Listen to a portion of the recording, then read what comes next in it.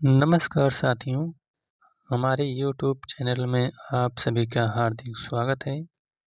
तो आज हम लेकर आए हैं सामान्य ज्ञान, जो कि हर एक प्रतियोगी परीक्षा के लिए बहुत ही महत्वपूर्ण होने वाला है। तो चलिए शुरुआत करते हैं। पहला पॉइंट है मनुष्य के आँख का रंग उसके आइरिस पर निर्भर करता है। यानी जो मनुष्य की आइरिस होती है उसी पर उसके आँख का रंग निर्भर करता है। दूसरा पॉइंट है किसी वस्तु का प्रतिबिंब रेटिना पर लगभग 1/10 सेकंड तक रहता है। ठीक है। अगला है सामान्य ताप तथा दाब पर किसी गैस के 1 ग्राम अणु का आयतन 22.4 लीटर होता है। अगला है शहद का मुख्य घटक। तो शहद का मुख्य घटक फ्रक्टोज होता है। अगला है मोबाइल फ़ोन का आविष्कार। तो मोबाइल फ़ोन का आविष्कार मार्टिन कूपर ने किया था। अगला है रक्त के प्रवाह को रोकने के लिए प्रयोग किया जाता है। तो रक्त के प्रवाह को रोकने के लिए फेरिक क्लोराइड का प्रयोग किया जाता है।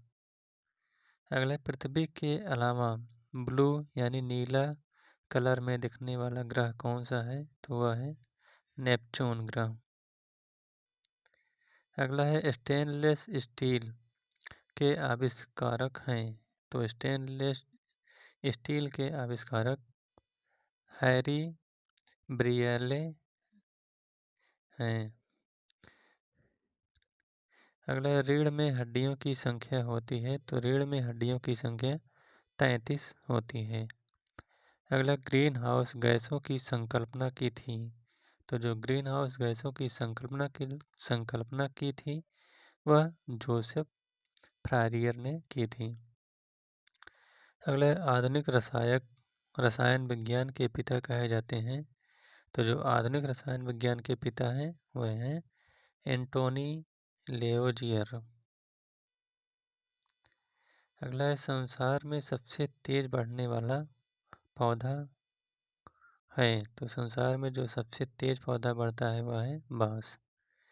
अगला है सूर्य की किरणों की तीव्रता को मापने वाले यंत्र को कहा जाता है। तो उसे एक्टिनोमीटर कहते हैं। अगला सौर सेल को बनाने में प्रयोग किया जाता है। तो सिलिकॉन तत्व का प्रयोग किया जाता है। अगला सीमेंट की खोज की थी। तो जो सीमेंट की खोज की थी वह जोसेफ आस्पिडिन ने की थी। अगला दही का खट्टेपन का कारण क्या है? तो वह है लैक्टिक एसिड। अगला है ईमेल के खोजकर्ता हैं। तो ईमेल के खोजकर्ता शिवा अय्यादुरई हैं।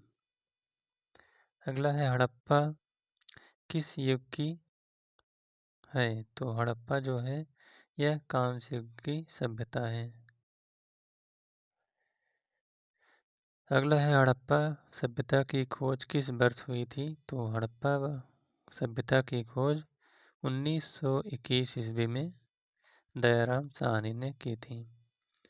अगला है हड़प्पा निवासी किस प्रमुख धातु से अपरिचित थे? तो वह लोहा से अपरिचित थे। अगला है सिंधु घाटी सभ्यता में विशाल स्नानागार कहाँ पाया गया है?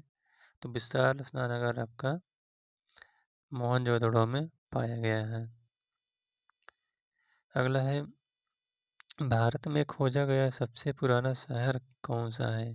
तो वह है आपका हड़प्पा। अगला है हड़प्पा सभ्यता में हल से जोते गए खेत के साक्ष्य कहाँ से मिले हैं? तो वह कालीबंगा से मिले हैं। अगला है कालीबंगा स्थल राजस्थान के किस जिले में स्थित है? तो वह है आपका हनुमानगढ़ जिला। अगला है दक्षिणी गोलार्ध में पवन में बाईं ओर से विचलन का क्या कारण है? तो वह है पृथ्वी का घूर्णन। अगला पॉइंट है भारत में निम्नलिखित में से किस प्रकार का वन सर्वाधिक बृहत क्षेत्र में पाया जाता है? तो वह है आपका उष्णकटिबंधीय आर्द्र पर्णपाती वन।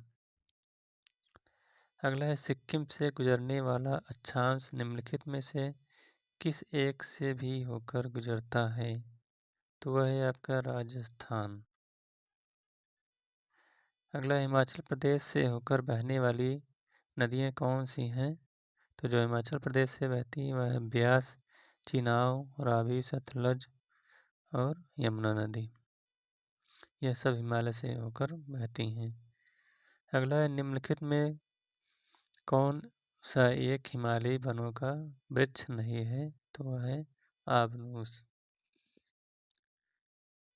अगला पॉइंट है निम्नलिखित मृदा प्रकारों में से किसमें अन्य की अपेक्षा उच्च मृत्तिका अंश होता है? तो वह है आपका वर्टीसाल। अगला है कहाँ का ऊँट भारत भर में प्रसिद्ध है? तो वह है नाचना का ऊँट। अगला है व्यापारिक रूप से मत्स्य पालन का व्यवसाय किस नाम से जाना जाता है? तो वह है आपका पीसी कल्चर। अगला है मरी कल्वर में किसका उत्पादन किया जाता है? तो इसमें समुद्री जीवों का उत्पादन किया जाता है। अगला है शैली बीज सागर कहाँ है? तो यह है आपका आर्कटिक महासागर में। अगला है जानवरों, वनस्पतियों एवं सूक्ष्म जीवों के अवशेष किस प्रकार की चट्टानों में पाए जाते हैं? तो ये अवसादी चट्टानों में पाए जाते हैं। अगला है निम्नलिखित में से कौन सा बादल अत्यधिक तीव्र वर्षा के लिए उत्तरदायी होता है? तो वह है आपका वर्षा स्तरीय बादल। अगला है दीर्घ रेडियो तरंगें पृथ्वी की किस सतह से परावर्तित होती हैं? तो वह है आपका आयन मंडल। अगला है भारत सरकार का लेखांकन का कार्य कौन करता है? तो वह आपका महालेखाकार करता है। अगला है कारगिल दिवस का गठन किस वर्ष हुआ था? तो यह 26 जुलाई को हुआ था। अगला है भारत सरकार का प्रथम विधिक सलाहकार कौन होता है? तो यह भारत का महान न्यायवादी होता है। अगला है उद्देश्य का प्रस्ताव किसने प्रस्तुत किया था? तो यह पंडित जवाहरलाल नेहरू ने प्रस्तुत किया था। अगला प्रधानमंत्री के कर्तव्यों का उल्लेख किस अनुच्छेद में है?